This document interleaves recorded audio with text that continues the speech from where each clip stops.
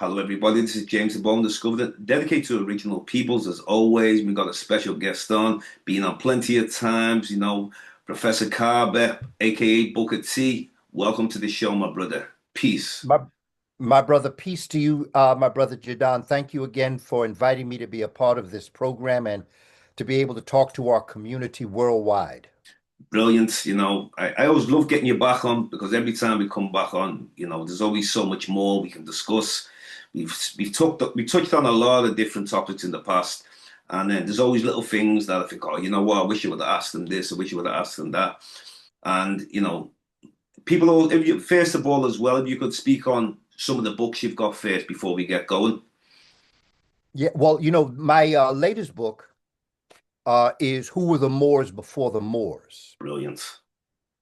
Okay, and this becomes very important for me anyway, Yeah. because I wrote five books as a series, and Who Were the Moors Before the Moors was the last book that I wrote. The first book that I wrote was like a intellectual libation because as tradition we before we start anything, any kind of project or a program or a presentation or a lecture, we always do libation to those that came before us. And I knew back in 2014 that I was going to be doing this series of books. And so I did an intellectual libation on a man who I consider to be, as it relates to the African Studies program. Um, he was the first person in an accredited college to create a curriculum on African studies. Because up until then, here in the United States, and I'm sure it probably was like this worldwide, but here in the United States, the only time we were exposed to what was called Negro history was in American history or world history, and we were referred to as a side note. They referred to us as just something. But William Leo Hansberry was able to create three college courses at Howard University, historically black college. His name was William Leo Hansberry. Wow. And I felt, Brother Jadon, that anybody interested in black studies, anyone who is interested in developing the teaching process, even what we're doing right now here today, Professor Hansberry indirectly or directly had an impact. William Leo Hansberry was known as the father of African students. He used to raise scholarships for um, African students, black students from the Caribbean, from Africa. He particularly brought in many students from Ethiopia. Kwame Nkrumah of Ghana was a student of his. When Kwame Nkrumah was studying at Lincoln University, another historically black college here in the United States, in Pennsylvania, Kwame Nkrumah used to travel from Pennsylvania to Washington, D.C. to study with William Leo Hansberry.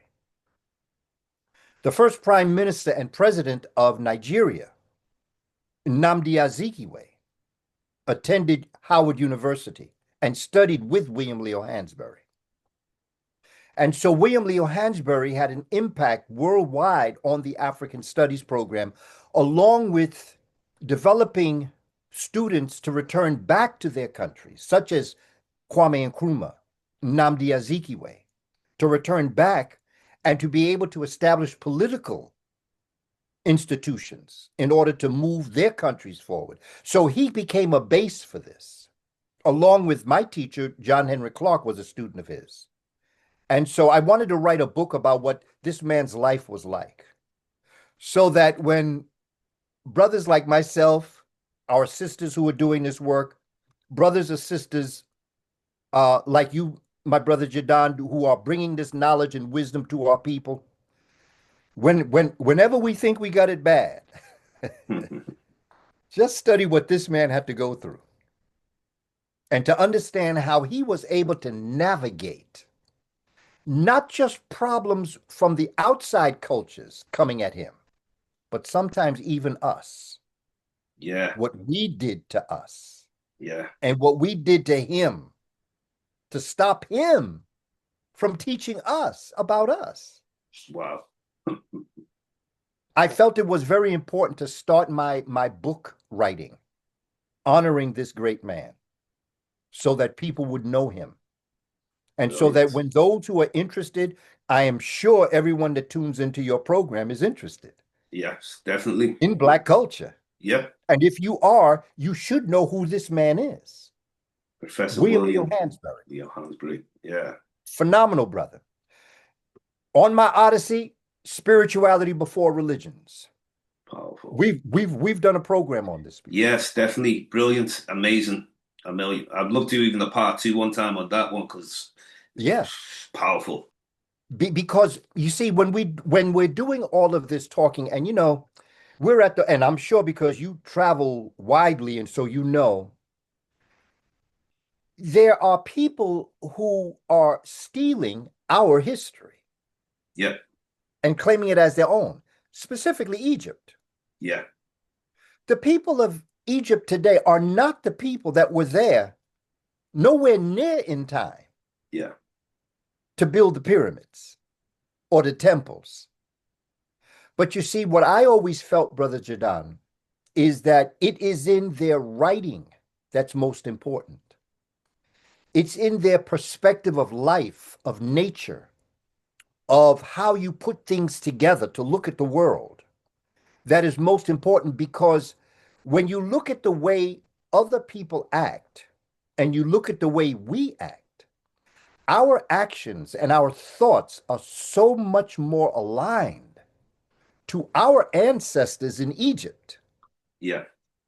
So they could not have built the pyramids. They could not have written the pyramid text and the coffin text and the book of the coming forth the day by night, because they did not have the philosophical underpinnings. And I find it interesting that in all of the major religions that we are in today, however you may look at it, and I'm not just looking at Christianity and Islam and Hebrewism. I'm also looking at Rosicrucian, Buddhism, Yeah. Confucius, Definitely. Zoroaster. Yeah. I'm looking at all of them. At the base of that, at the base of all of those religions is African spirituality. And so, what I wanted to do in this book was to develop an understanding of the different writings of our ancestors. I didn't put no religions down because that's not my job. Yeah. And you see, like I don't roll like that, Brother Jadon. Yeah. I know you're I right. don't try to put people down in order for me to feel good. Yeah. I just drop us on us. That's right. I celebrate us. I don't need to put somebody down for me to step up. And so spirituality before religions was meant to show whatever religion you are, be you a Muslim, Christian, Hebrew, Rosicrucian, Zoroastrian, from A to Z, agnostic, whatever, you'll see your belief system in the writings of our ancestors. And so but the book I wanted to write was Shabakistan. Shabbat Stone. Okay. This is my third book. Fair book. This was the book I wanted to write, but I knew that I had to write two books before it and two books after it. Because spirituality before religions lays the groundwork to understand what Shabakistan is, which is a cosmological story Right. Okay. that brings spirituality as above, so below. That's one of the proverbs. As it is in heaven, so is it on earth. This is where all of the Abrahamic religions came from. Shabakistan. And this is why when you look at all religions, all of their symbols are astronomical. When you look at Christianity, you're looking at a cross. Well, that's the crux. That's constellations. That's a constellation, the crux. And it's a cross. When you look at Judaism, Hebrewism, you're looking at a star that they call the Star of David. But it's really the Star of Ast. And they're inverted pyramids. Ah, yeah. Yeah. And basically, what it's saying is that the pyramid that points down is the earth, and the pyramid that points up is the heavens. As above, Interesting. so below. Interesting. And it's Akhenaten, the 18th dynasty, that developed that spiritual system. And when you look Interesting. at Islam, you're looking at a crescent, moon, and a star. They're all astronomical symbols. Whenever anybody wants to talk about God, they look up. Why are you looking up? Because you're looking up into the heavens. This is what African spirituality did. But then from Shabaka stone, I needed to bring the essence of life on the earth, which is carbon before melanin. We did a podcast on this one, didn't we? Yeah. You see, this is a 5-part series, and every book is independent, but it's interdependent Yeah. because of the nature of after I brought carbon down onto the planet, and I showed how organic life and all living came from the sun, then I put the creator in a body, and that's the Moors. Yeah. What's that one? The Moors before the Moors are. Yeah. Who Yes. who were the Moors before the Moors? Yeah. Because you see, as we spoke, Brother Jadon, the other thing that we tend to do is that we tend to focus on 711 to 1492. Exactly. That has its place, Yeah. but that's an episode. And I wanted to trace who were they, because again, we have people coming in saying that they were the Moors. Yes. That's right. We have Indo-Europeans that are claiming that they were the Moors that brought civilization into Europe. And that's just not true. So the No word more than they more, were the ones that built the pyramids. you know the word more now before 711, was it the Romans who came with the word Maurice or meaning more like something, or was it, where's the origin of this word more, is it? You know, it's interesting, Brother Jajana, and you know, to the family, my research on the Moors, when you look at Meduneter Yeah. or when you look at hieroglyphs, Yes. we have been taught by the scholars who have gotten into Meduneter, who have studied Dr. Rickety Wimby, Asa Hillier, Jacob Carruthers. There are so many scholars that have come and they've said that the vowels are not that important. The A, E, I, O, and U in the original African language system, they're not that important. It's the consonants. Now, you can trace the sounds of consonants back to the Twa Mbuti and Khoisan people, to the Click language. Yes. The Click language is the first language spoken by human beings. Team Brother David Imhotep, rest in peace. I remember them speaking Yes. on these things. Brilliant, brother. Absolutely. Yeah. There's another brother, Obatashaka, that has written phenomenal work on the Twa Mbuti people, the Khoisan. Twa Mbuti are the original Africans that are in Central Africa. And the Khoisan, related to them, are the ones that developed themselves more south. Okay.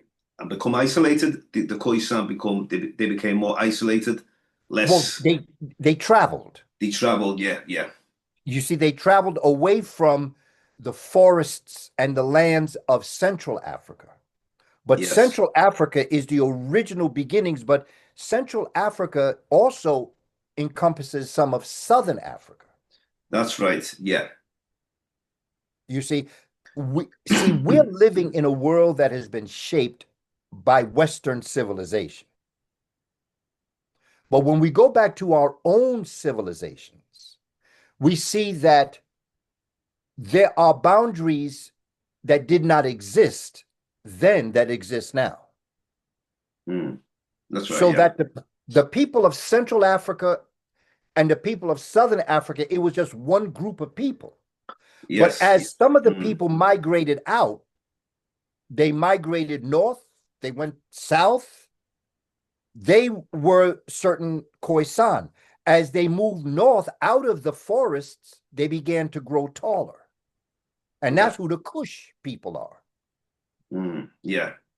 And then the Kush became the Kush Kemet, or the Egyptians. The ones that went west became the Ghanaians and the Senegalese. These countries didn't exist until 1885 with the Berlin Conference. But Yeah. these same short-statured people also went west and developed civilizations in West Africa. And this is way before the Sahara Desert times. Oh, yes. Oh, yes. Yes, way Sahara before. Desert is absolutely. There's a section in my book, Who Were the Moors, that I actually show you what the Sahara looked like before it became a desert. That was brilliant. That people need to watch that. I watched it. You know, it's important to know what it Mm, looked like. yeah. It was green, it was beautiful. It grew flowers, it grew fruits and vegetables. People lived there. And basically, you're dealing with two time periods. When you're dealing with North Africa and the Sahara Desert, you're dealing basically with the African humid phase. It's called AHP, African humid phase, when it was wet and green and growing. That was for millions of years. But then after the Ice Age impacted the North, it also impacted Africa, bringing a lot of rain. And that African humid phase became the African arid phase. And in the book, Who Were the Moors, I trace this to show us the creation of the desert that is no older than 7,000 years or 5,000 BC. Yeah. That's how long Sahara has been there. Up until then, Africa was all green. Yeah. And because of the Ice Age, the last one, the Worm Ice Age, that created the European and the Indo-European, Africans that went into the northern area got caught in the Ice Age. And they began to devolve into who we today call the European and Asian. That's And interesting, that. Yeah. One thing that's important as well, which for anyone who understands African history or is interested in learning it, once you start finding, you see, even like we're able to speak on not just only African history, but understanding who Europeans, where their place in history, and recognize what's going on was in Japan, Asia, the Pacific, and understanding all history is important. And the number one thing is to understand African history on from the beginning phase is you're giving out what eventually becomes world history.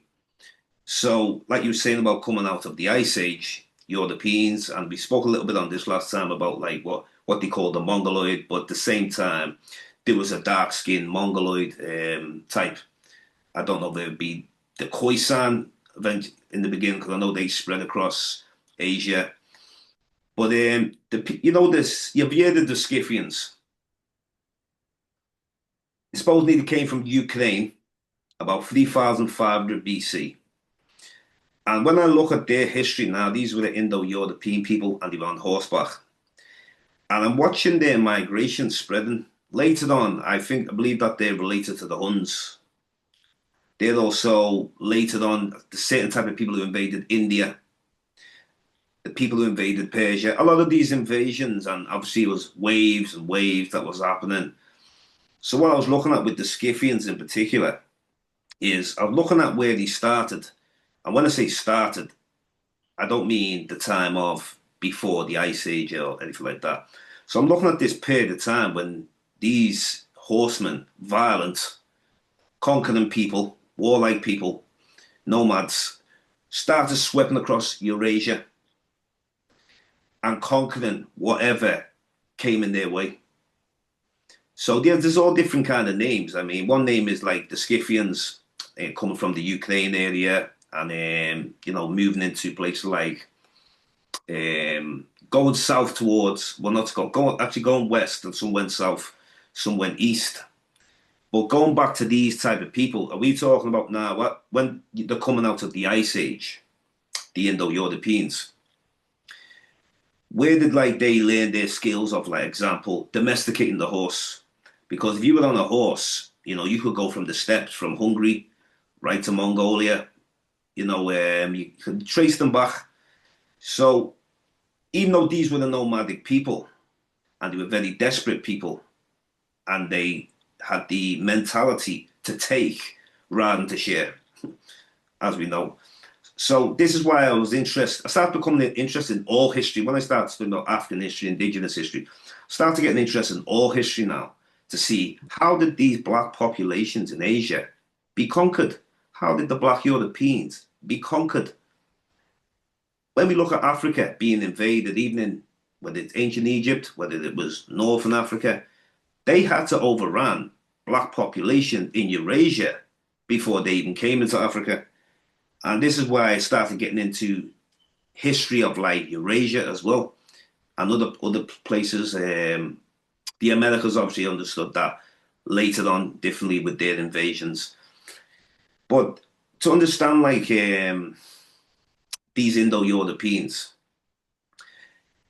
moving around and being able to travel like nomads and take over and spread their gene pool, especially reading some of Sheikh Anta Diop's work when he was explaining different races. Like he put it in his book, and it was very interesting. The Chinese, he says, originally would have been, of course, black people, just like everybody were black people. But he described them as when the mix takes place, black mixing with white, but in a cold climate, became the yellow race. Now, I've never heard no one actually describe something like Diop. Now, I know that things have changed a lot and we've got, newer researchers. But when I seen that, black mixing with white, but in a cold climate. So that made me like interested. Then when he spoke about people from India, the way he describes it, he could class that the Indians are a mixture of black, yellow, and Indo-European. And now the way Diop would do things is completely different than a lot of other people seem to explain things. So I think basically, I don't know, he's going by anthropological studies of looking at somebody's DNA, the average Indian or the average Chinese or the average person, because it looks like a different perspective when you look at things like that. And then there's different ways how other research can explain, like Dr. Ranoka Rashidi, for example, Clyde Winters. They can explain things a lot more differently. And at the same time, within a different time, it's not since Sheikh Anta Diop laid the foundation of things. There's been many people come up and found new information themselves as well. So from these Indo-Europeans, like conquering Blacklands, where do you just see it like as they're coming out of this ice age? Is this a case of now what they're used to and that environment and the cold kind of mentality? This is what they did to conquer before they even came into Egypt in ancient times or anywhere like that. What was going on in Eurasia? It's interesting. There's another scholar that I would recommend that we study. His name is Dr. Edwin Nichols. Edward Nichols, Nichols. Edward, Edwin. Edwin. E Edwin, Edwin. Yeah, Nichols. Last name Nichols. Yeah, got that. He is a clinical organizational psychiatrist, absolutely brilliant in his work, very methodical, and he lays out what he calls cultural axiologies. And he talks about the impact that environment has on organisms, not just humans, on Okay. plants, on animals. Right. That's why the hair on a gorilla is black in the heat, Yeah. and the hair on a polar bear in the north is white. And that the skin of a polar bear is melanated. and the skin of a gorilla is pale. And it's interesting when you look at the impact that climate has on organisms, specifically the sun. Mm. And he traces three axiologies, all axiology meaning a world view, how you view the world. Yeah. And he looks at many different cultures. But the three major ones, if we want to look at them, basically the original race, because there's only one race, Yeah. and that race is the human race. And through biological climatology, this race was born, nurtured, sustained, educated, civilized, and technologized in Africa. There's a period at the end of that sentence. Yeah. That's it. Now, from that race of people coming out of the heat, melanated, moved across Africa first, and there is a diversification of African people.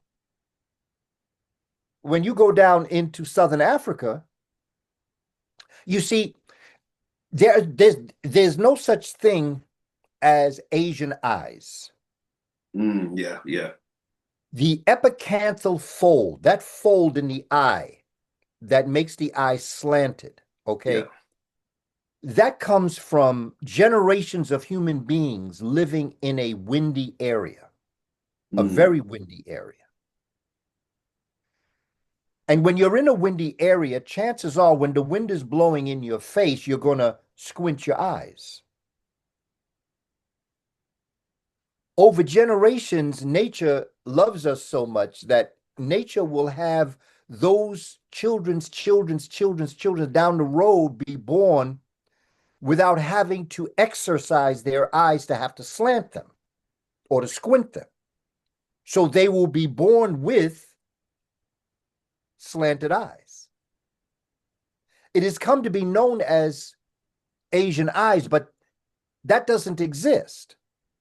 Because when Yeah. you go, like we were talking about the Khoisan people, when you look at the Khoisan people, when you look at Nelson Mandela, Yeah. you can go to parts of the Sahel where it's very windy sometimes and the desert.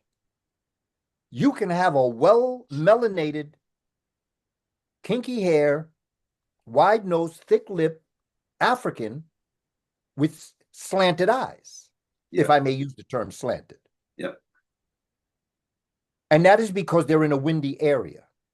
Mm. So what Dr. Nichols does is that he breaks down the psychological dimensions of an organism in their environment so that you have an African, let's say, in the warm climate, who mango, banana, fruit, vegetables grow abundantly. Yeah. They grow up in an environment where nature loves them, Mm. or they feel a love Yeah. that and so they create a loving creator that shares. Yes. Right. Okay. And so they don't, we travel in somewhere, let's say in Africa, and we come upon, or any place where it's warm, Yeah. and we come upon a person and we're hungry and they have a mango tree. We ask them, can I take a few mangoes? I'm hungry, I'm on the road. They say, sure. Because they know that for every mango that that person takes, the creator is going to give them another mango. Yeah. You see, so there is no coveting something. Mm. There is no coveting of fruit or what you have. So you have a loving, open, sharing kind of personality. Yeah. Now, that person that's going to take a mango knows that down the road they may come upon somebody that has another type of fruit, another type of food. So Yeah. they're not going to hoard Mm. 85 mangoes in their pocket. Mm. They'll take Yeah, what they need, exactly. Yeah, exactly. knowing that down the road.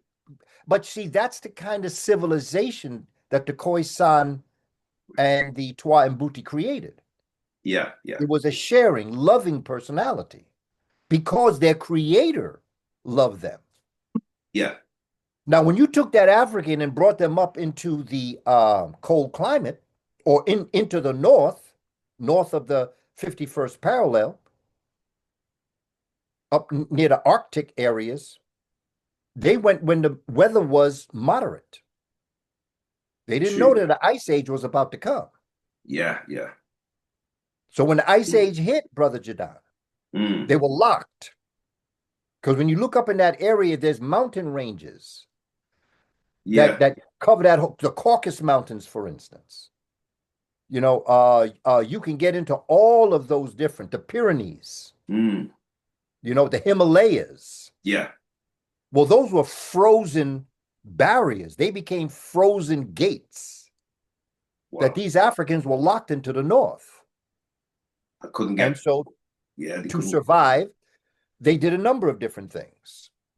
Their hair texture changed, their melanation in the skin changed, just things changed. I And don't. their God Mm. became an angry and jealous God. I don't know. They survived beyond that ice. That must have been tough. It, Really tough. Like, yeah, yeah. there's a brother in Kenya that did research on this, and he Mm. talked about a Dr. Ohm, O-H, oh no, Oannes, Dr. Ohms. He did research on what happened during the Ice Age. And what he found is that your skin and your brain are very similar, and that when it gets so cold, Yeah. your pineal gland will freeze dry. Right. Okay. Like if you take a grape, a plump, juicy grape, and put it in Yeah. the sun will sun dry it, Okay. and that becomes a raisin. That's what a raisin is. It's a sun dried grape. Wow. Well, In the pineal gland, it's plump, it's juicy, shaped like a pine cone. mm, But in extreme weathers that go below what they say is 200 degrees below zero, which is what the weather did get to sometimes in the north, wow. that That's pineal gland becomes freeze dried. Can I ask one question about that? See, because you that cold conditions, did they have like grow a lot of hair on the back? Like, Yes, yeah, real. I mean, yes. like, okay, Their and their arm length changed, their body structure changed, their morphology changed. These Africans reverted back to their original, almost primate condition. I mean, it's ancient stories from in well, it was all the history or some documented about the wolfmen of Europe. And the devs. Yes, There is a book yes. written by Paul Lawrence Guthrie. Mm, I did a 4-part series on the origin of the Caucasoid. It's on my website. And I highlighted the work of Paul Lawrence Guthrie, mm, who traced these Africans in the Ice Age. wow. And actually, there's ancient writings of Southern Europe that are talking about these devs. They Yeah. were So the devs, interesting. and it's in the book. And Paul Lawrence Guthrie has done extensive research in the ancient documents of Southern Europeans that are being attacked by these northern bands of people that have no, uh, I mean, they have no culture.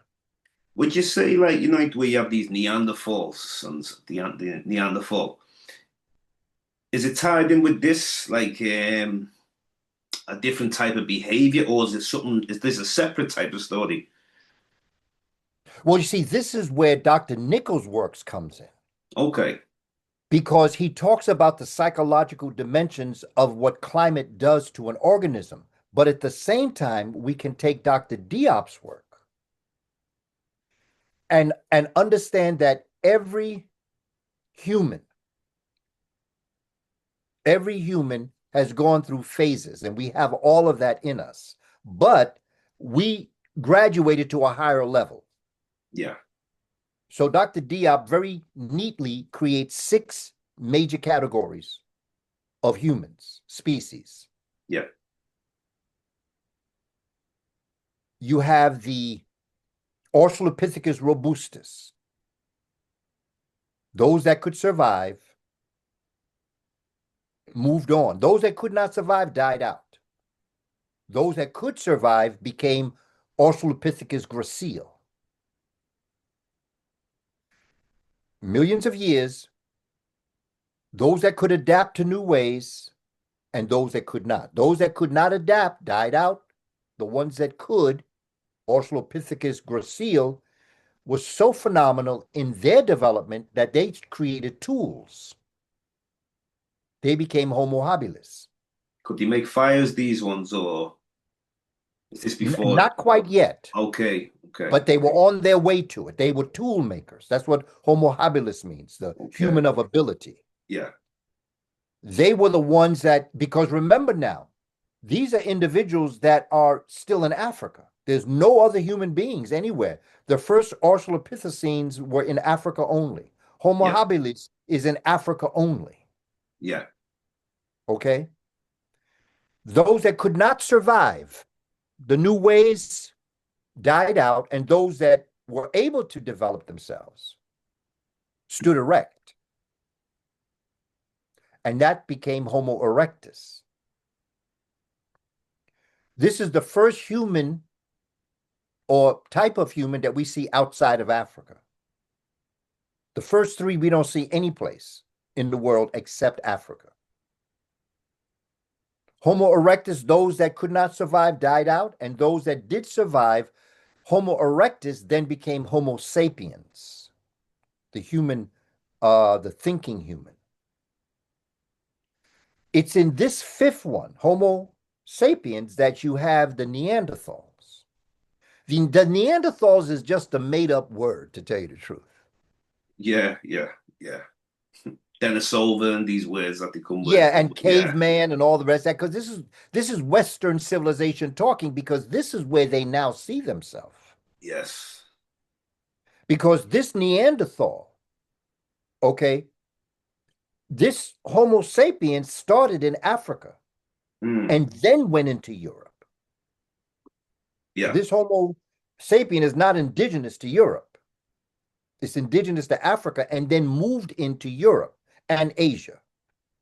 Mm. This Homo sapien was still around when the sixth type of human, Homo sapiens sapien, left Africa and went into other parts of the world. Now, this is where Clyde Winter's work comes really in Mm. because he does the haplogroups, he does the blood types. Yes. Okay, and Mm. see, this is why I so appreciate. I'm going to stick a pin there for just a moment because I want to emphasize William Leo Hansberry. Because William Leo Hansberry, in his studies, he's telling us in his life story. Because I went to his house and studied in his house. His daughters allowed me to look at his research in Washington D.C. So I Mm. studied his papers. Brilliant. And William Leo Hansberry realized that the only way that you could put this history together was to become somewhat of an expert in many different areas, not just history, not just archaeology, not just anthropology. He was telling us you got to study blood, you have to study habitats, you have to Mm. study food types, you have to study games that people played, you have to study language. So He was the one that opened my mind to real, and Dr. Diop is the one that did it too. Yeah. He was an expert in a lot of areas, not to mention math and science. True. Yeah. So that you, all of these scholars that I've studied, trying to put these books together, I've come to realize, well, Dr. Nichols is important. Paul Lawrence Guthrie is important. Yeah. You see, Runoko Rashidi is important. Tony Browder is important. Dr. Ben is important. All of them are the missing pieces that when you bring it together, it becomes a whole picture for you. And so Edwin Nichols works as it relates to the psychological dimensions, Mm. and then the haplogroups that Dr. Winters deals with, and then the Yeah. languages that are interplay. All of this is very important to see the whole picture. This is what I'm trying to do in my books, and this is what I'm trying to do in talking to our people.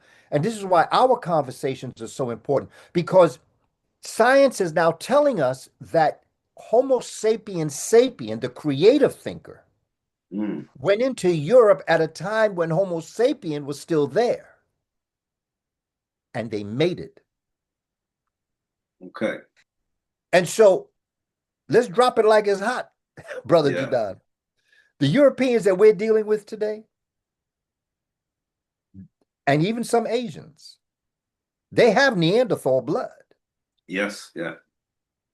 That's what science is telling us today. Africans are pure Homo sapiens.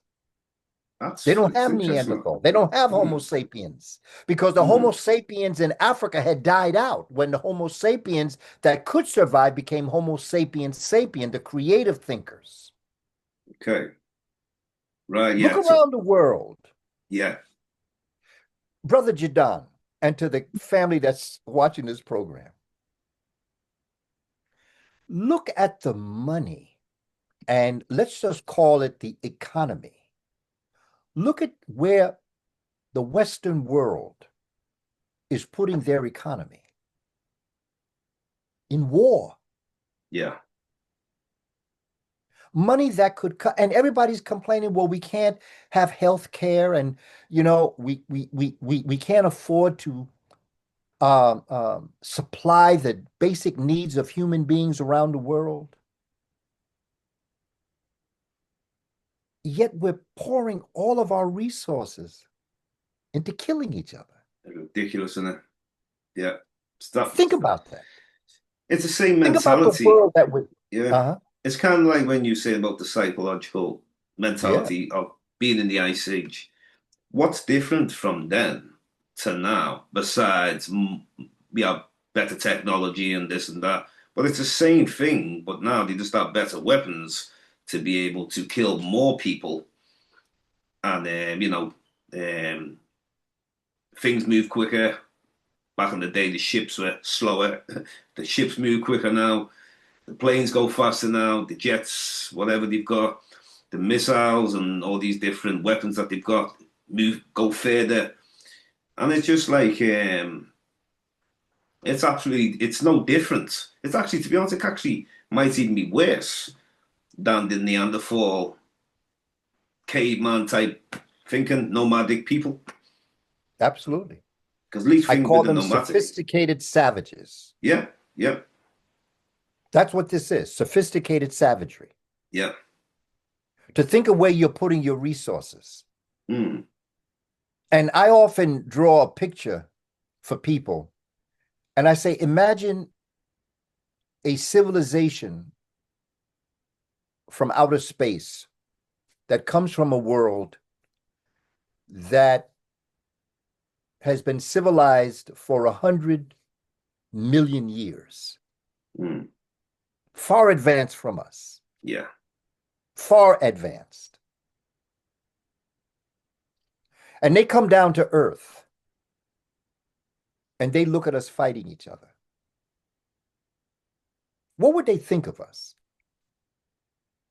What would they crazy. think when they say, all of these people are the same? They come from the same people. And look at how they treat the people from whence they came, Africa. Yeah, Look at how they treat Africans. If it wasn't for those Africans, if it wasn't for the Twa and Buti Khoisan, none of them would be here. If the Twa and Buti Khoisan had not moved through civilization and development and doing what they were doing, none of them would be here. They're all the same, except some of them went up into a climate that took their pigmentation from them, made their hair straight because of the oil that's in the sebaceous glands, made their body structure change, but they're still the same people. See, in ancient Kemet or other African creation stories, and I know sometimes creation stories, there's the metaphors behind them. Would you say there's anything that you find that relates to the origins of humanity with science? The science has been. I know we've always had science, but like I know about noon. Come from the water. So there's an origin story, isn't it, about we came out of the waters.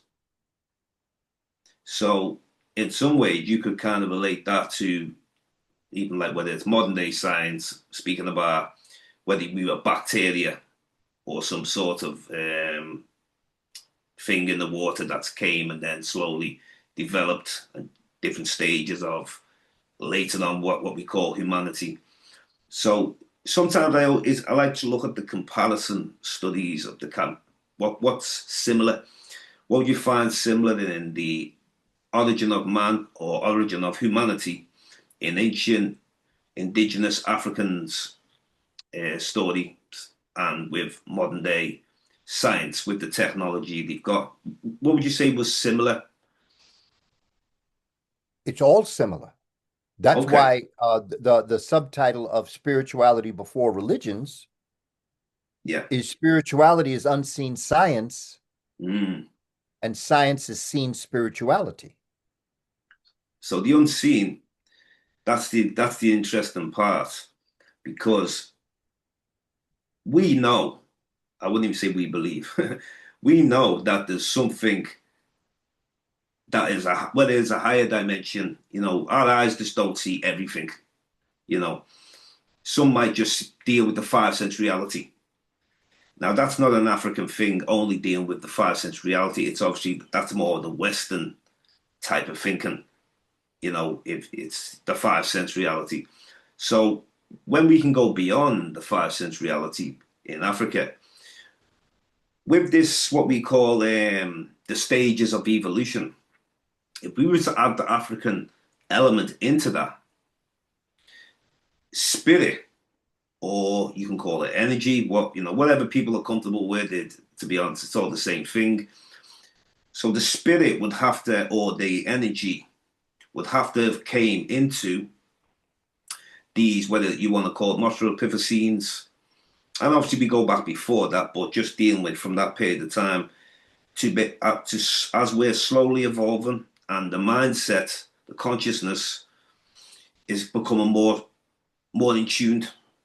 Now, don't get me wrong. Today, where we are, it seems like we've kind of gone backwards with the Western curriculum placed all over the world, pretty much. Even though we do have indigenous teachings, but we always have to go and look for these indigenous teachings.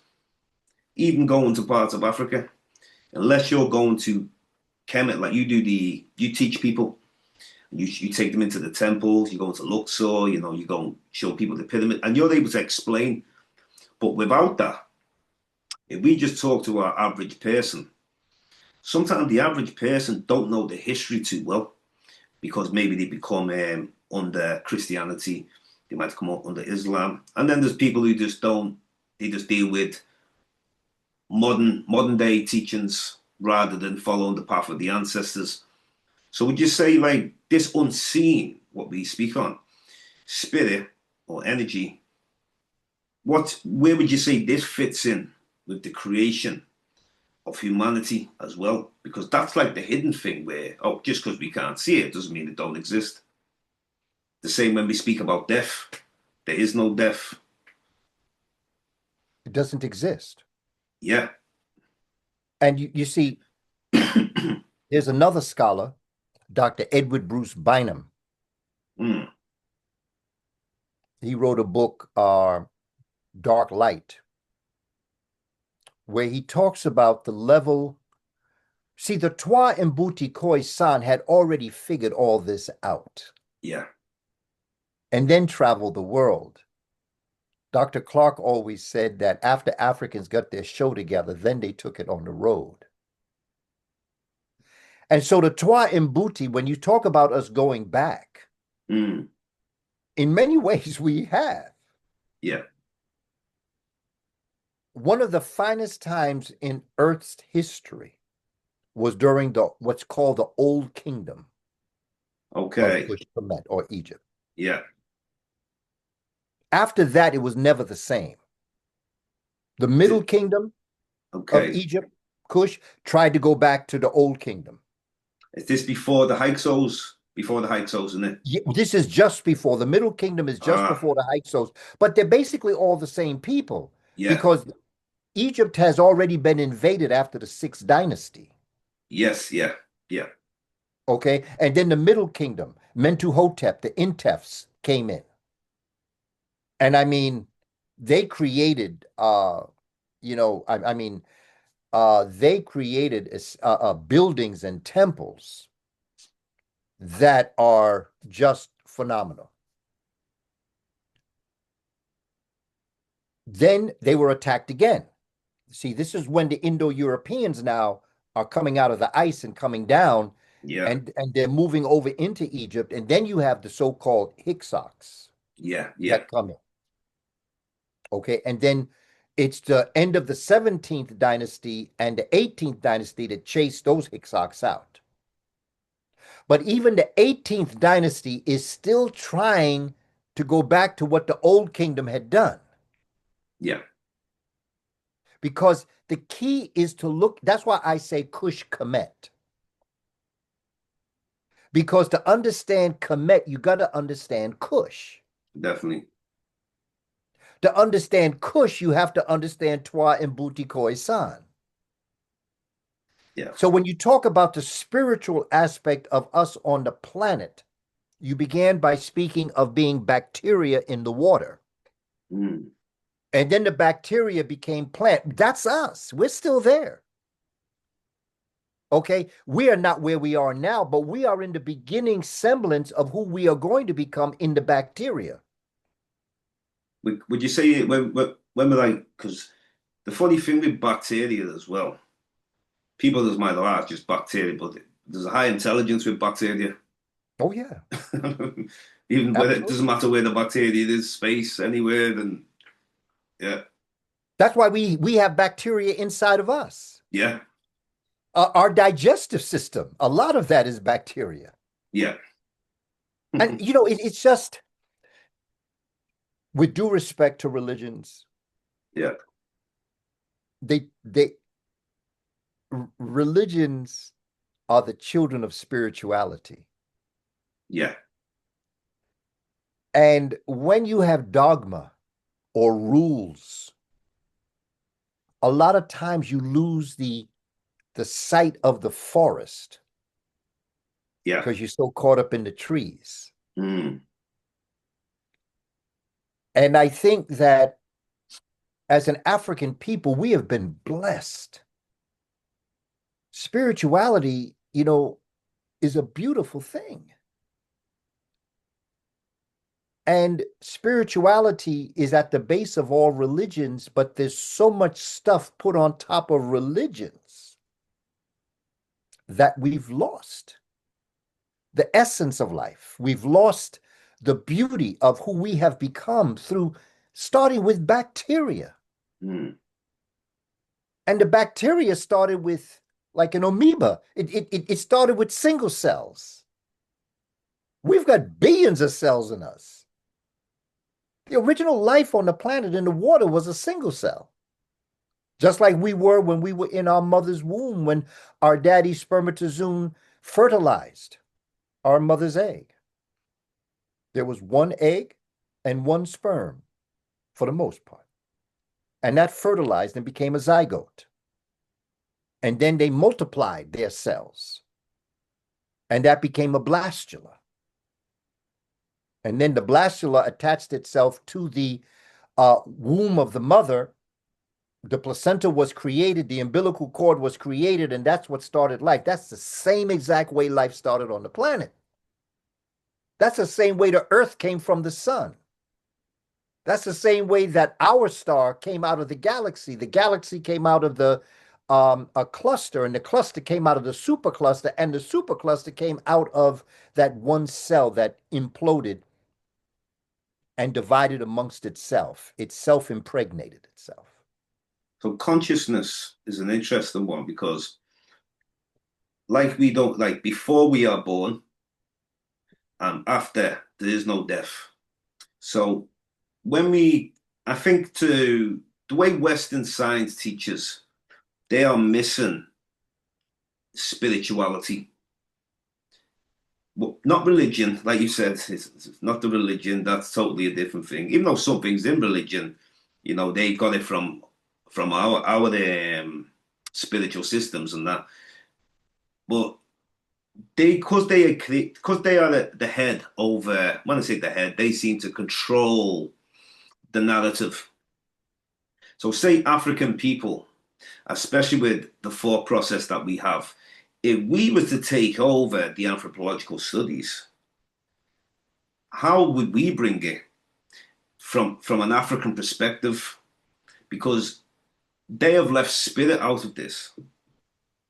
They might use the word energy, but they speak on energy differently. So with the spirit side, as in we don't die, you know. So after death, what they called death, life goes on. The ancestors spoke on these things, for example, whether you go in another form. I mean, there's creation stories there, because there's many creation stories. There's never just one creation story, even amongst um, several tribes, for example, even in the same region. And I remember Professor Small, an interesting one, when he was speaking on Professor James Small, when he mentioned about there's the creation story of we have always been here, but not in this physical, which was interesting because it's like, well, yes, there's metaphors behind everything, but it's like light beings or a spirit, or just when we say spirit, just something that is out of our visible light. You can feel a presence in a room of something that you cannot see. So this is why I try to connect. It's only because with visiting a lot of these indigenous peoples, you connect to them energetically and spiritually, whatever words people are comfortable with. And it's like they seem to have, like, especially with these old intact teachings that they have, and they always live in secluded places. They're isolated. They don't really like to come out into the modern day societies because they're already aware of what's going on. Plus, they've seen invasion from ancient times, and a lot of them start becoming minorities, of people who practice indigenous. And I mean, we could be anywhere. I could go and be seeing the Maasai tribes in Kenya, there by the savannah. I could be going to see some of these black populations in Asia who live in the rainforest. Some of them live in the mountainous areas, um, and just wherever else. And their mentality, spirit is so high.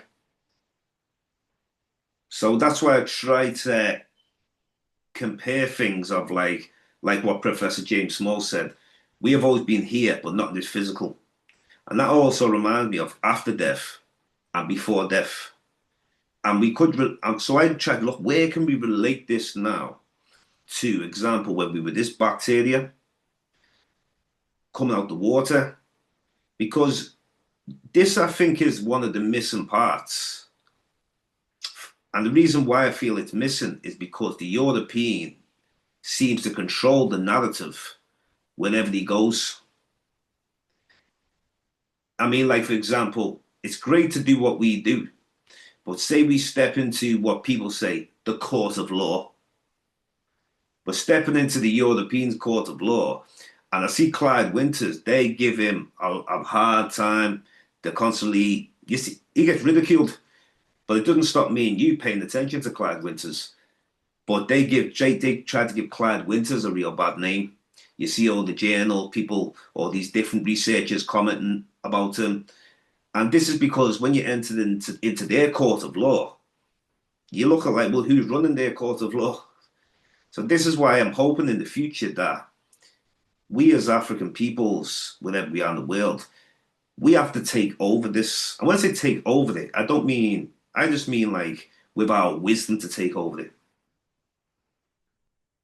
You know, Brother Jadon, remember we spoke about the fact that you had the Australopithecus robustus, Yeah, and those that could not adapt to the new way died out, and those that could became Australopithecus yeah, gracile.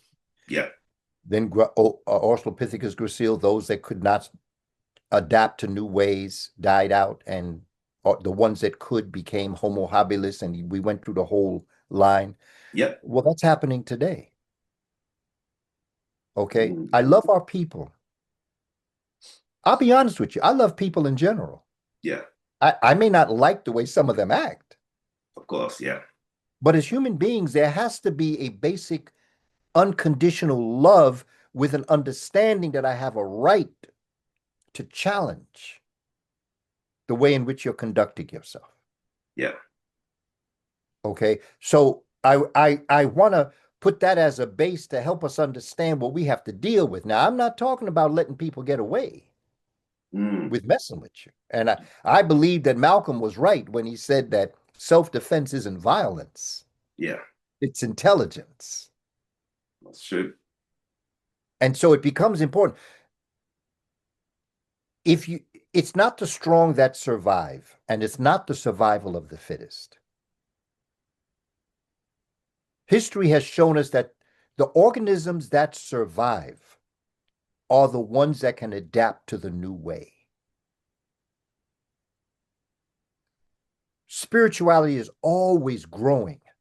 Mm, Spirituality was born to grow. And with that spirituality, cosmic spirituality lives in a frequency. mm, Vibration that we have, vibration is what we do to live in that frequency. yes, yeah, Does that make sense? totally. You live that And total ma'at, negative life. You feel that negative rebound back to you. and Yeah, ma'at is that way of living mm, to emanate that vibration that allows you to live in the cosmic frequency. yeah, And if you can't do that, you're going to die out. yeah. I'm with that totally. I'm totally with It's that. just simple. Like it Yeah, ain't about how many degrees you have after your name. yeah, It's not about how much money you have. mm, It's ethic, which is the moral cosmic law, and respect is how you carry out that moral law. That's the earth. What you see right here going on in the world, it's mm, dying out. yeah. The same way the Roman Empire died out. That was a mighty empire at one time. That's it. Yeah, yeah, The yeah. Greek Empire was a mighty empire at one time. The And Persian Empire was a mighty empire at one time. yeah, They tethered on to Africa to become that great, but still, they were a powerful. And they all died out for the same reason this Western civilization, the Oman Empire, yeah, is dying out. mm, And that is because there's two governments. There's two ways to govern people. And the Twa Mbuti Khoisan showed us. yeah, There's two ways you rule people. There's two ways civilizations conduct themselves. One continues to live, and the other one is guaranteed to die out. mm, One of them says, all people rule, all power to the people. yeah, And mm, the other way you govern is few rule. mm, yeah, All rule, two words, all rule or few rule. The Black Panther Party said as one of their slogans, all power to the people. All power. belongs to the people, not to a few. And when you see the death of the sixth dynasty, it was because they left the all power to the people, to the few people had the power, like the It, Pharaoh. now this is interesting because you've just like took the words out of my mouth. I was going to actually ask you while we're on this topic now. Some of the pharaohs, I mean, as we roll down to Akhenaten, but let's go backwards. Being basically for all or the few. This is interesting because we're looking at today, we see the few controlling the many.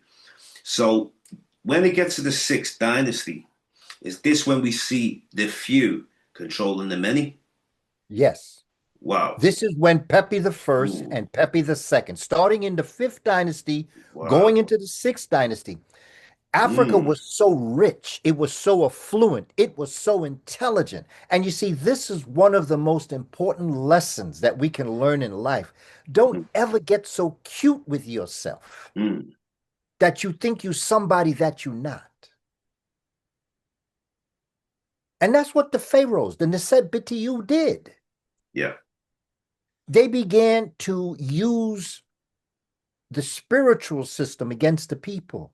Yes, that's it. They began to say that the Pharaoh was God on earth. And the priesthood began to emulate and tell the people, yeah, he's in charge. But it was a collaboration between the Neset Biti and the priesthood. Because remember, the priesthood was basically administration. It was the government. Yeah. I mean, we think of priesthood as religion, but we have to realize that everything was spiritual at the time. So it wasn't like a religion. If you Mm. were a priest, you were someone who had gone to school, you had studied. You would be a priest. I would be a priest during that time. Yes. Yeah. Okay. So that's basically what we're talking about here. It Yeah. was a theocracy. Now, was And so the the Pharaoh, mm, Pepi II in particular, he lived very old and he became senile. And yeah. he began to give power to the priests in the temples to make the people give money and things to the temple. And in turn, the temples would give to the Pharaoh. And so it became, honestly, it Mm. became a pimpasta syndrome. So see this 56th dynasty time now. Is the an invasion behind this? Because there's a lot of times Egypt was always getting invaded. Is this around about 2181 BC? This This is invasion? around the this is around the time that the Indo-Europeans Yes. that had gotten into Canaan, or what we Yes. today call Israel, Yes. Yeah. this is Mm. when the Palestine or the who are the ancestors of the Palestinians. Yeah. This is where you get that David and Goliath story from. And this is Because why I've remember, mentioned to the you. ancestors of the Palestinians are the Philistines in the Bible. Yeah. And so this is where they're right there right there in that pass that connects Israel to Egypt. They're right there. Yeah. And when they see the internal turmoil amongst black people, Brother Jadon and family, this is black on black right now. Yeah. And I know we don't want to face things sometimes, but hey, Hmm. listen, you you create the same errors in the present, you're doomed to repeat the past. Because our people, the Africans, were going into those lands like Canaan from Africa as well, and Sumer, these places. So is Oh it yeah. kind of Oh so? yeah. So it's kind of like we were going in there first, and Yes. then they're coming back in with Well, some remember, they're coming here. out of the mountains in 2000 BC. Yes, yeah, And they're coming down the same thing, with this hair and yeah, violence and no culture, and they mix with the people and they learn different things and they start moving as they're traveling west. And so pretty soon they're at Egypt's door. And they look in there and they see that there's a battle going on between them. So they come in and take advantage yeah. And this is where I've of us mentioned. fighting amongst ourselves. Well, this is when I've mentioned before about the blacks of Eurasia. before any invasions of Indo-Europeans even coming into Africa, they were giving the blacks of Asia, Eurasia, the problem first. Yes. And an Yes. interesting, there's a brother called Eugene Adams. He did something called the Black Buddha. I don't know if you ever see it. It's on YouTube.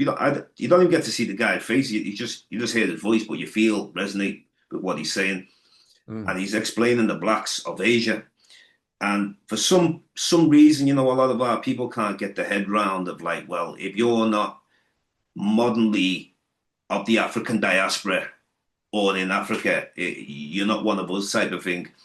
That's where people like Renaud Rashidi broke all that and said, no, there's actually black people in India who live as part of a spiritualist system, as same as places like Ethiopia, Kush, or whatever. You will find that, like you were speaking last time about, there's a Niger Congo speakers, like the ancient Sumerians. Some say they spoke a Niger Congo language. So people not understanding the connection with Africa and Eurasia. So as you're saying about, as these people are coming through, those people, those Indo-Europeans, are obviously attacking the Africans of Asia. And when I say African, we all African people, but I mean, even though they would have been indigenous Asians or indigenous Africans or indigenous Europeans, there's still that shared element of we're living very similar. And then obviously those people who are coming out of the Ice Age, they are living completely different. So when they've obviously infiltrated into ancient India, just after the Indus Valley civilization, the Indo-Aryans, they basically turned Hinduism into some racist caste system. I had Robin Walker on, even mentioned about Black Sumer. And I said, well, how did Black Sumer fall? And he said it was a group of Indo-European around, I don't know, it was about close to 3000 BC, maybe after that, called the Gutians. The Gutians. And they basically overran the Black Sumerians. So if you're going back to the Black Sumerians being overrun, and there was also a connection with Africa, coming to Sumer. Maybe Sumer was Africa. And I don't want when I use the word Africa, I'm just speaking on basically European rights to borders, as we know. Places like Crete, them islands, they're really African islands. But because the conqueror, Sicily, you know, our borders basically, we don't have borders, but we extended civilizations all the way into India. You even have Herodotus speaking about the Eastern Ethiopians, the one with the looser hair, speaking about the people of India. So when we find some of these ancient writers like Herodotus, Diodorus, what's his name? I forget the guy's name from the Homer, that's his name, yeah. A lot of these people were writing about the truth, what was going on, until later on they started changing the narrative of things. So this is why it's so important to understand these blacks of Asia and their contributions, connections with Africa, and them being destroyed, and then later on them coming back into Africa, like you were speaking about the fifth and sixth dynasties, and now the changes are coming. But we went out there first, and they've come back in. So this is what I Absolutely. mean. Yeah, yeah, it's Absolutely. interesting.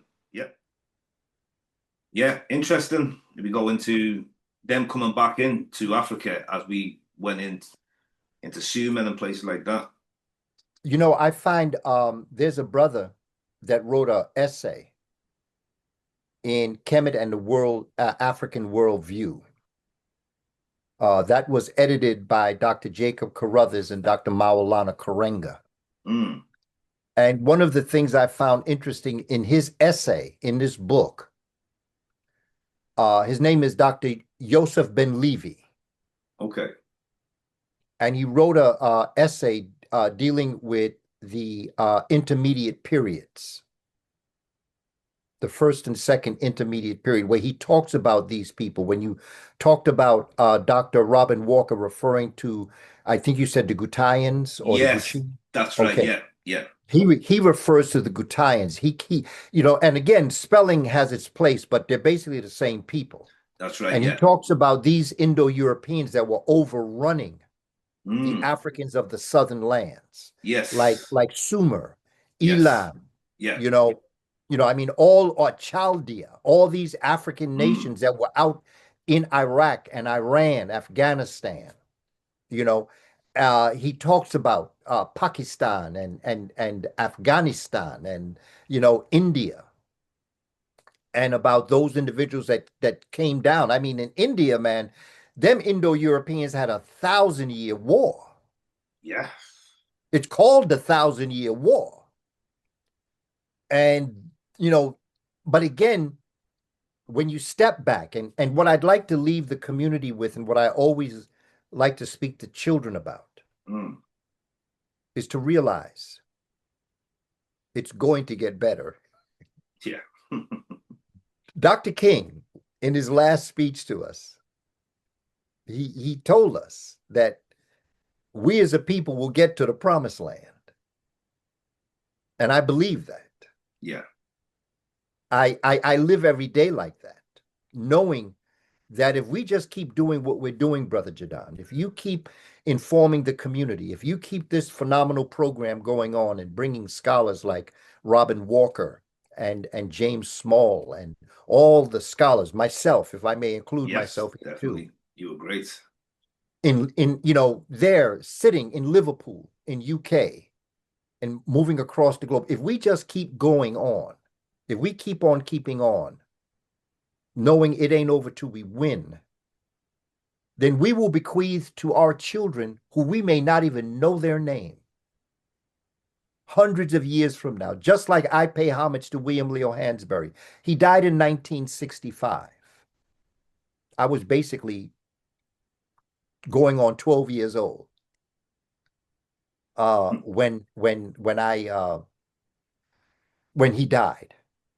Never got a chance to meet him. Never had a chance to understand him, but I wrote a book about him. And so you never know the impact that you leave on people in your lifetime. Yeah. And I know that this will end. This will end just as the Roman Empire ended. And look, nobody even talk about the Roman Empire no more. They talk about only in history, but they're in ruins. The Greek Empire, Mm. that's over with. At one time, those were mighty empires. Yeah. The Persian Empire, mighty empire. Nobody talk about them now. That's Iran. Mm. And so if we just keep doing what we're doing, Dr. King was right. I got good news and bad news. The good news is that Dr. King was right. We are, as a Black people, going to get to the promised land. That's the good news. Yeah. The bad news is a lot of us ain't going to make it.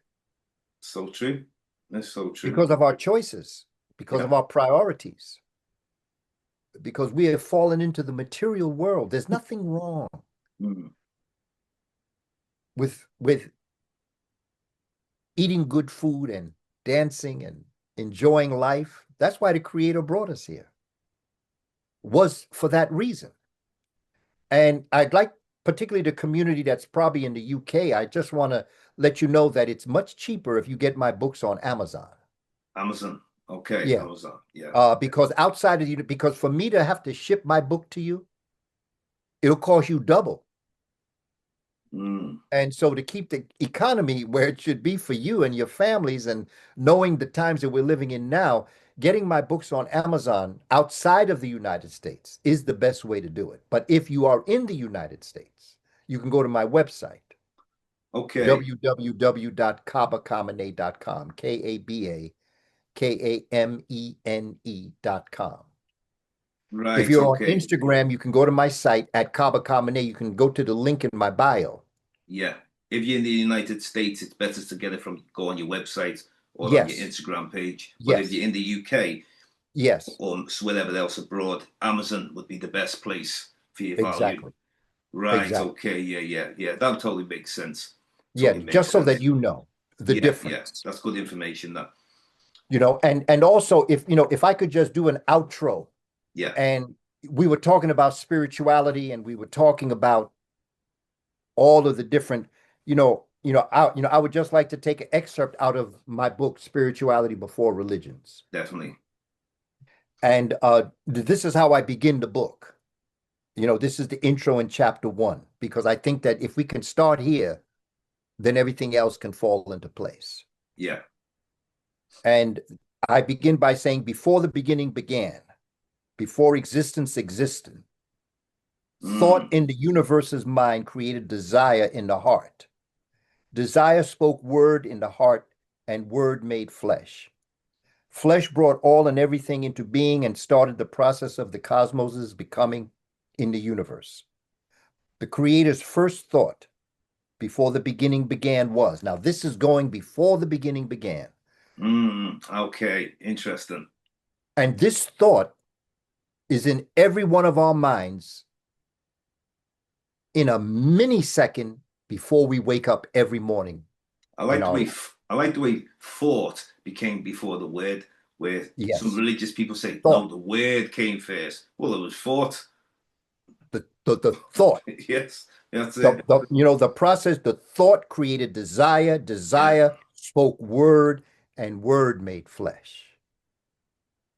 That's the sequence of events. But what's important about that, Brother Jadon, is that that is what each and every one of us do every day as a conscious yeah. human being.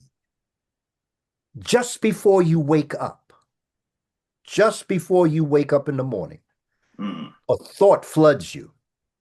And the evidence of it is your first thought after you wake up, is you realize who you are. This is This is get what the cosmos thought. Just before this thought, get this I want to book. know me. Get this book, please. Spirituality Before Religions. Get this book. I'm ordering it tonight. This I is want to know yeah. me. This is the I book. want to think, see, hear, smell, taste, and feel. Mm. Because you have 6 senses, you don't have 5. That's it. Thinking is a sense. Mm. You have sight, you have hearing, you have smell, you have taste, you have feeling in the skin, but you also have think, your thought. Okay. I want to know me. I want to think, see. This is before. This is the first thought before the thought. I want to know me. I want to think, see, hear, smell, taste, and feel, but I cannot because I am spirit.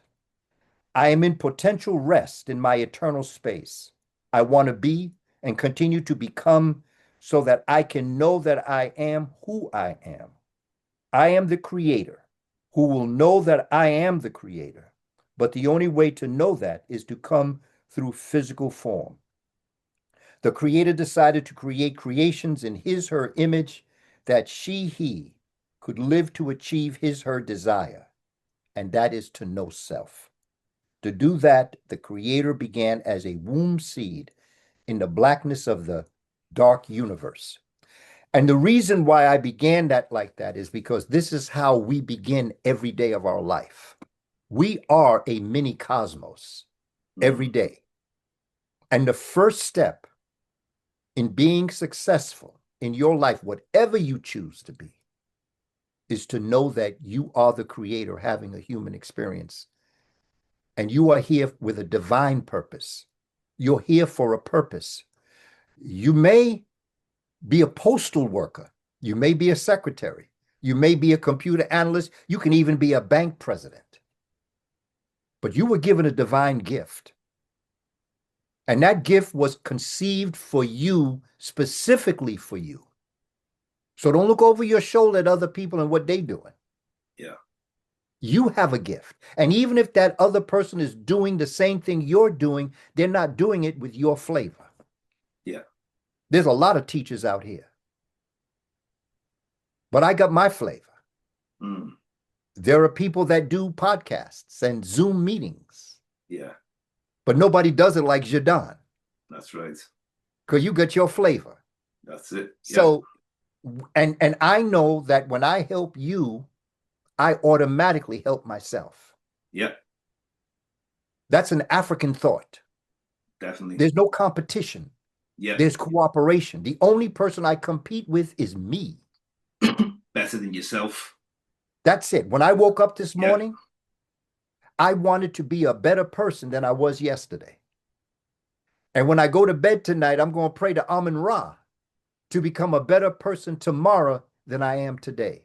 And Brother Jadon, I have to say that the fact that I've had this fellowship with you and to your audience, I'm a better person Definitely. I for having appreciate had this that. experience. So I want to thank you for Yeah. inviting me on your program and giving me this opportunity to have this Definitely. phenomenal conversation with you and those that follow your great work. So I, thank you, brother. I I, appreciate you. I really appreciate your time. Every time, like I say, there's some people like they wouldn't come on, they wouldn't give someone a chance, or they wouldn't want to, they see themselves bigger than connecting to ordinary people who are trying to make a change and do our own independent research. And it's, yeah, that's why I like, people like yourself existing, it's like I say, I've always followed your work for a long time.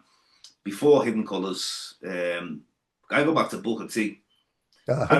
I remember watching lectures when you came to the UK. Hmm. This was going a long time ago, Hmm. and like I say, I'm looking forward to hopefully you do come to the UK. If it's going to be this year, next year, whenever it is, I know that I'm going to make sure I connect with you. No doubt. I'll look forward to it, brother. One question before we go, because I know you're short for time. The Gnostics, now, with this being before the 325 AD conference in Nicaea, would you say the Gnostics is close to the ancient Kemetic practice, or would you say it's slightly different? Because I would look at some comparisons, but obviously there's some other differences as well. We know that when the Greeks surrendered to the Romans, Mm, the Romans enslaved them yes. and made them their teachers. Yeah. What the Greeks sat at the feet of Africans, and Africans understood that in education, knowledge, and wisdom, there are two types, there's two areas. Mm, One is the practitioner, the yes. practice, the person that does it. Mm, The other is the one that does the research. okay. Yeah. The Greeks translated the words that were African words, seba, okay? They created, the practitioner became Gnostic, Mm, and the researcher became a theist, studying the word of God, theo, okay? So you had the Gnostic and you had the theist, okay? Let me stick a pin here. mm, And I want to tell you another story that's going to back up into this story. okay. Back in the 70s, black folk in America, we had a thing, we played the numbers, Okay. okay? And my father played the numbers all the time, right? And you chose basically three numbers, okay?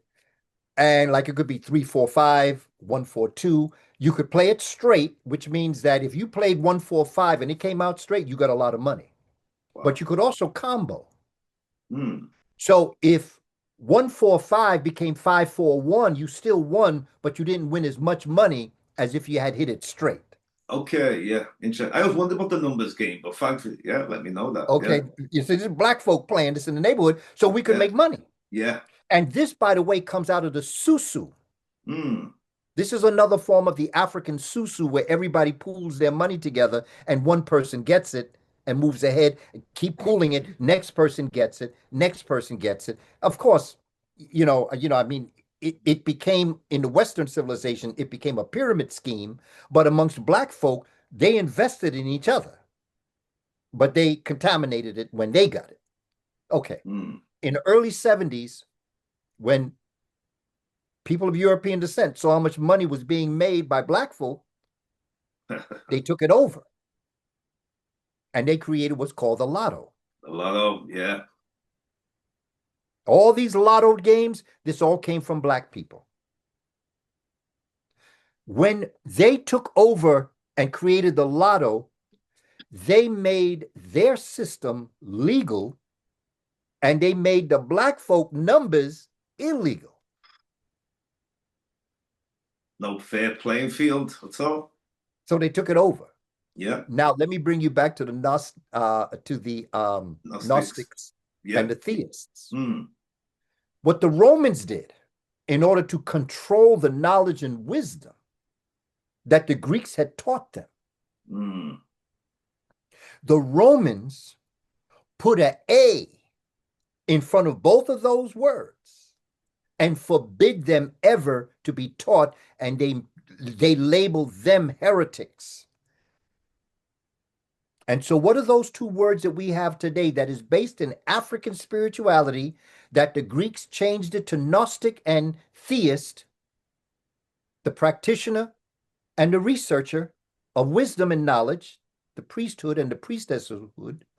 Mm. So what did the Romans do to forbid? Remember the numbers. What they got from black folk, they made illegal and they made theirs legal. Same thing. Yes. Yeah. Yeah. So what the Romans did is they called them agnostic and atheists. Atheist and okay. Yeah. So when you see in Gnosticism, you can see Africa. Yes, that's what I'm saying. Yeah. That's where it came from. Yeah. It wasn't the word that Africans used, But what they were doing, but the Greeks, in their contamination of the African language that they learned, they created the word Gnostic, Gnostic, yeah. and Theist. One was the practitioner, one was the teacher, and one was the researcher. They researched, gave the information to the practitioner taught it to the students, came back, refined it, gave it back to the theist then took the research to the next level, gave it back to the Gnostic, they went into the classroom and taught it. Mm. But it's all spiritual. Yes. But yeah. in order to dominate the society, the Romans forbid people to study Gnosticism and theism in order for them to take over. Yeah. Yeah. So when you're dealing with Gnosticism, when you're dealing with theism, you're dealing with African spirituality. Totally right. The only reason why I brought that up, I was having a discussion with one of my friends and that. He was into the Bible and that, but he's not a Christian, but he looks back at some of the old teachings. And I was just speaking about a lot about what I believe and where my mindset is and that. And then he said, a lot of things you're saying more relates to the Gnostics. And that's the only reason why I started looking a little bit into the Gnostics, only through, but now he's not about studying ancient Kemet. He was just listening to what I was saying. Mm-hmm. And then he basically said a lot of this connects to the Gnostics because he looks into different Bibles. And Absolutely. then it made me go into it. And this is why I've asked you that question, just through that. That's why I wouldn't. And yeah. Everything you're saying is Shabaka Stone. Shabaka Stone. This is the book I wanted to write. Yeah. This is the book that I wrote to prepare people for this book. Okay, so this one Shabaka Stone came before this one? No, Shabaka Stone was third, but this book I wrote in order to lay out the different pyramid text, coffin text, the Memphite theology, Aten text. I lay out all of the ideas as it related to an African view. Yeah. Of these texts coming out of Kush Kemet or Egypt, because this book is the book I was introduced to through a book. My mother gave me a Xerox copy of a book by George G.M. James called Stolen Legacy. Yeah. And chapter 8 deals with the Memphite theology. Right. And I was 24 years old when my mother gave me that Xerox copy. Mm. And when I read that chapter on the Memphite theology, and the Shabaka stone is a rewritten version of the Memphite theology. Okay. And when I have read all the different versions, not all, but many of the versions of the Book of the Coming Forth Today by Night, called the Book of the Dead, it's pretty heavy. Mm. You know what I'm saying, Brother Jadon? It was real kind of heavy. So I said, I want to make it simple. Yes, the best way. I want to make it plain for our people to understand what our ancestors were writing. And so when you read certain text from that, there's no explanation as to how it applies to your life. And I said, before I even try to write Shabaka Stone, I have to write a book that's going to prepare people for Shabaka Stone. Yeah.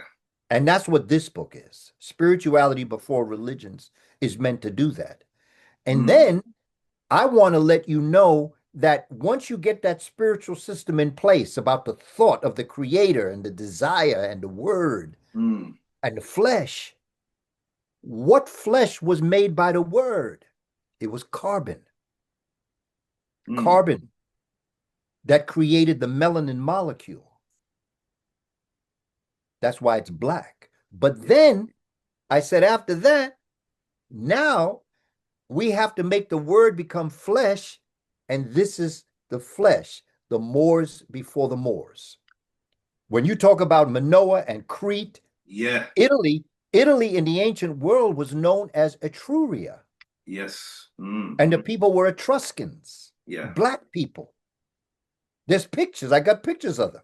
Yeah. I've seen a lot And of then the this two happening. major islands, Sardinia and Corsica, off the coast of the west coast of Italy, the capital of Etruria was called Rumay, Rumay.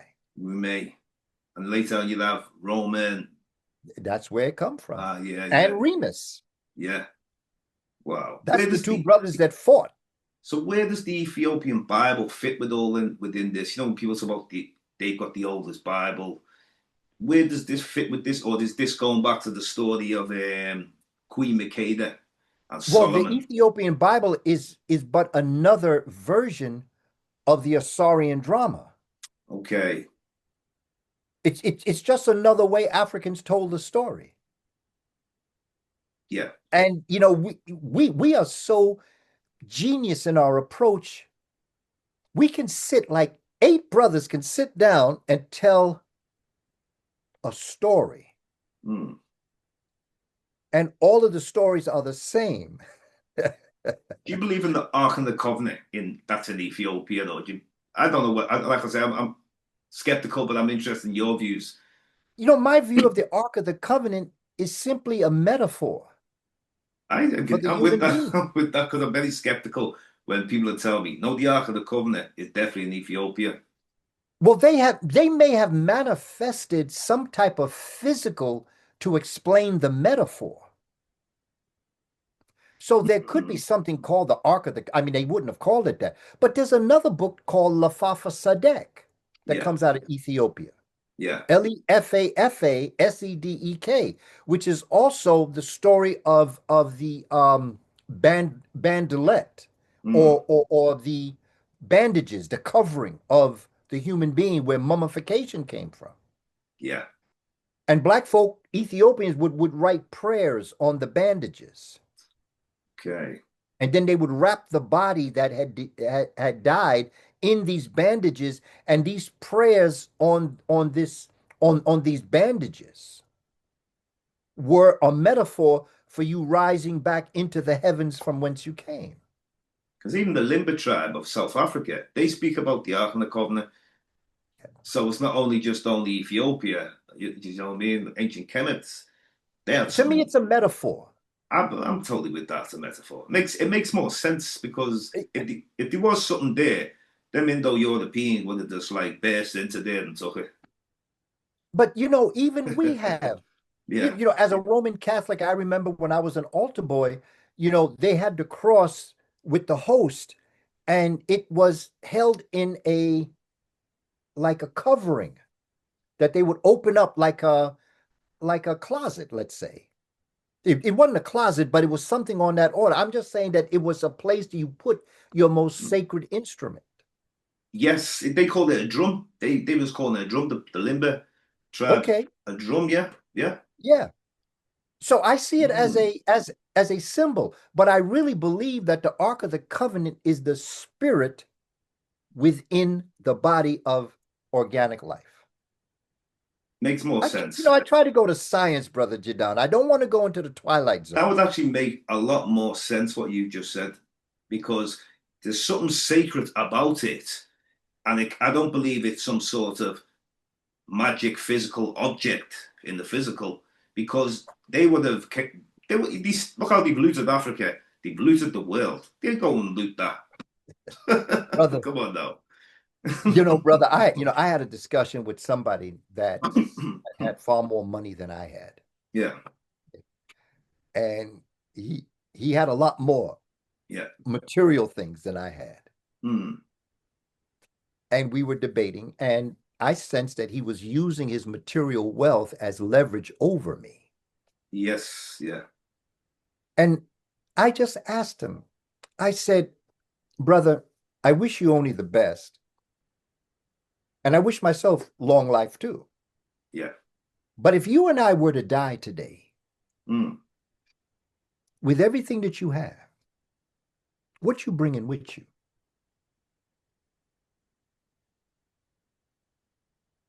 And what am I going to bring with me? You ain't bringing your houses. You ain't bringing your cars. You're not bringing your money. You ain't bringing nothing. You are going to face the same thing I'm going to face, no matter what you may have on this earth. When you get into the next realm, the only thing that you're going to bring is you're going to put your heart on the scale of Ma'at, Yeah. and you're going to be judged for what you've done in life.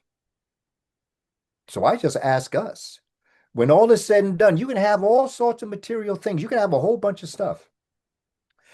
But when you die, the only thing you're bringing with you is your heart. And your heart is going to explain to those who will judge you what you've done. And that goes back to the frequency now.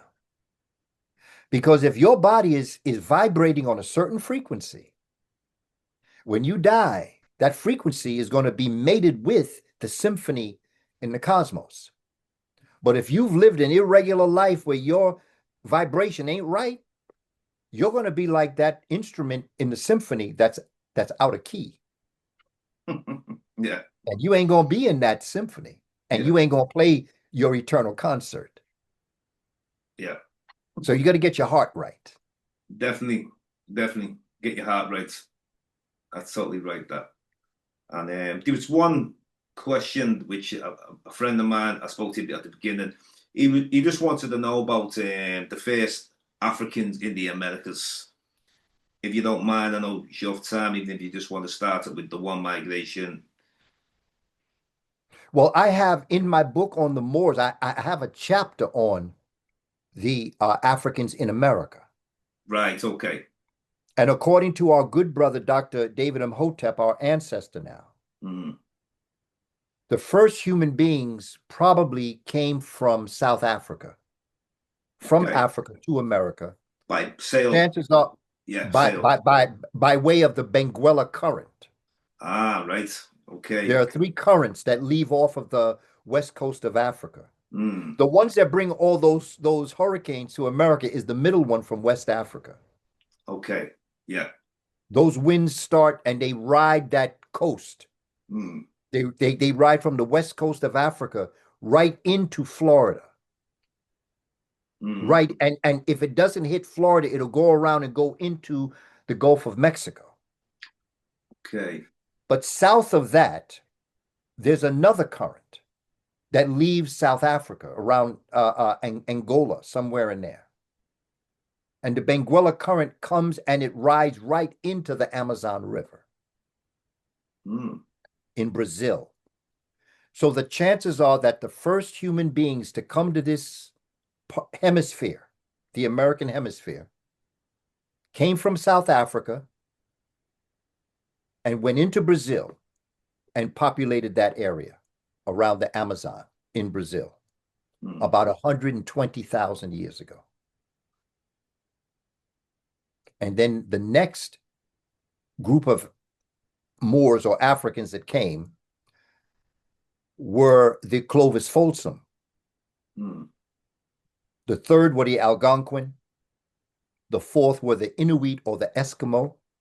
Yeah, Eskimos. Yeah. Which, by the way, are the people that are in Greenland now that Trump is trying to get Greenland. These are the Inuit people. And then the fifth were the ones that were running away from the Mongoloid invasions. And that was the fifth. That's called the Asian invasion. Yeah. And today, the Native Americans that we look at today in America are a compilation of all those different bloods. Yeah. I mean, I've seen something about in Brazil, they called it Lucia after Lucia in Africa. Now, they couldn't decide whether it was an Austro-Melanesian type or it was a direct African descendant. That's what was also. They probably both David and Hotep says that they were black. Yeah. They didn't come from the East. They came from the West. Yeah. They came from Africa. You know, they traveled from the East and they traveled west. Yeah. They didn't come from Australia. That's other migrations. Other migration, Polynesia and them places. And also in Hawaii, the Lapita people in Hawaii. Yes. Also California and the West Coast. Yeah. You have those individuals. Melanesia, Polynesia, okay? Australia. Yeah. Okay, those people too. But when we're talking about the original migrations, Dr. David Hotep tells us that it was probably from South Africa. Interesting. There was also something you mentioned on Heavy as the Crown about when Columbus, or it was the Moors bringing them into the Americas first. It was definitely Heavy as the Crown. Maybe it was Heavy as the Crown Part 2. Yes. And they were the ones that taught them how to get on the waters. Yes, that's what I mean. Yeah. And Alberigo Vespucci, his name was Alberigo. He changed it to Amerigo. Like America? Yeah. And that's where the name America comes from. They think it came from Amerigo Vespucci, but it really came from the Mezquito people in Nicaragua. Yeah. The Mesquite people. They have a mountain range. See, that's how it's called the Mosquito Coast, but it's not a mosquito coast. You think of the insect. It's not a mosquito coast. It's the Mesquite people. And in Nicaragua, they have a mountain range and a people named after the mountain range known as Amerisquis. These are black people. Yeah. Bottom line, put a period at the end of that sentence. It's funny how people say, man, you're always saying everything is black. And I say, you know why? Because it is. Yeah. It's just a whitewash that's confused people. Yeah. And there's probably just get over it. Mansa Musa's brother, Abba Bakari, migrations of, absolutely. There's from West Africa. Yeah. It's all there. But you see, you have to know yourself. Yeah. You have to study yourself. But before you know yourself, Brother Jadon, you have to love yourself. That's right. And if this society of Western civilization has beaten you down so bad that you think everything you have is bad, you have to find the will and the way to love yourself. And I believe, little by little, we're doing it. If you get knocked back down, get back up if you can. That's it.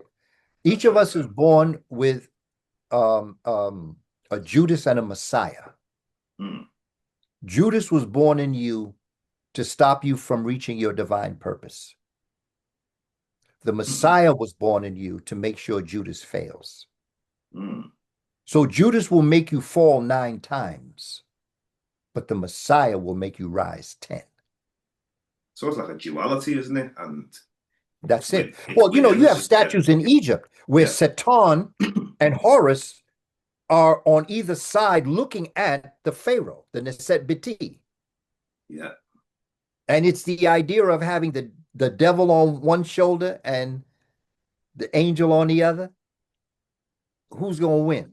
Well, some Muslims speak about this. They say on the left, Yes, evil jinn, right, good jinn, or something like that. And you that's can where they got see, it from.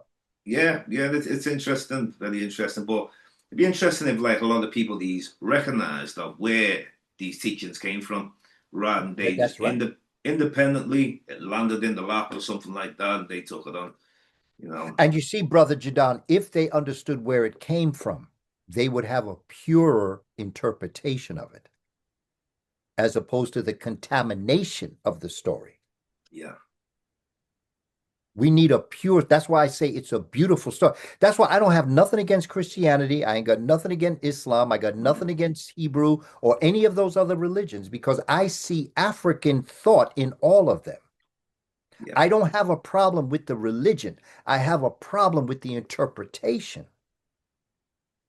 I think with the And that's why I Christianity, wrote my books, was mm, to bring the interpretation to another level that if you are a Christian, Africanize it.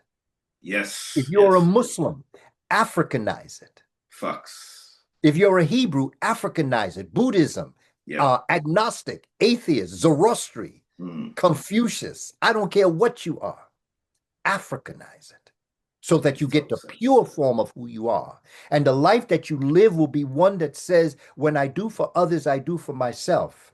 Mm, yeah, You see, because when the tide comes in, all boats rise, the exactly. small one and the big one. Well So said, we my got to get brother. ourselves together. But the bottom line is step one, I got a homework assignment for everybody. I want you to go into the mirror. This is my first assignment John Henry Clark gave me when I was 12 and a half. And I'm going to give it to all of us. Yeah, I want you to go look in the mirror and tell the person that you're looking at, I love you, and mean it. self-love. Because, Brother Jadon, if you can't do that, there's nothing anyone else can do for you. Love yourself. Definitely. And even if you see room for change, don't hate what you need to do.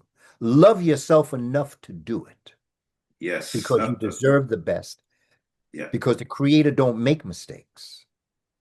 You're here for a purpose. Fulfill it. definitely. Well, powerful, wise words from Professor Carver. Always wise words. And as we're coming to the end now, look at that perfect timing as the countdown comes. And this is James Devon Discovering, dedicated to original peoples. And he's got a collection of those books. Try and get your hands on some of them books. Very powerful information, my brother. But I give thanks, Professor Carver. All It's a, power to the people, Brother Jadon. And thank you for all that you do. it's a pleasure. And always, and look forward to, I would love to get you and Rob walking on one time. I'm looking That's forward to the future. I definitely respect that brother's genius. brilliant, my brother. Thank you very much.